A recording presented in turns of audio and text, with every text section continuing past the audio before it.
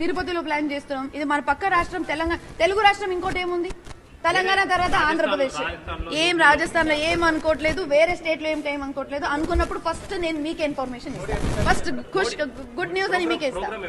ఇప్పుడు ప్రోగ్రామ్ ఇంకా ఇది కాలేదు, వీఆర్ ప్లానింగ్. డేట్ ఆయననే ఇస్తానన్నారు కాబట్టి ఆయన డేట్ ఇచ్చిన తర్వాత 100% నాకన్నా ఎక్కువ ముందే మీకే తెలుస్తుంది కాబట్టి అది ప్రాబ్లం లేదు. ఆయన వస్తున్నారంటే నేనే మీకు ఇన్విటేషన్ ఇస్తా, ప్రతి ఒక్కరికి పర్సనల్ ఇన్విటేషన్ నేనే ఇస్తాను. ఎందుకంటే అది ఒక ప్రౌడ్ మూమెంట్ ఆయన మా క్యాంపస్ లో రావడం.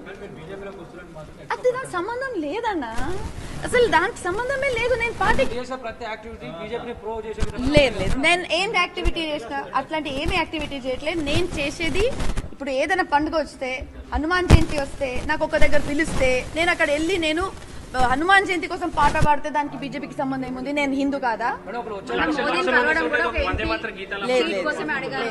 ఒక్క నిమిషం మీ చెప్తున్నాను, సీట్ కోసం అడగడం కాదు, క్లియర్ గా చెప్తున్నాను.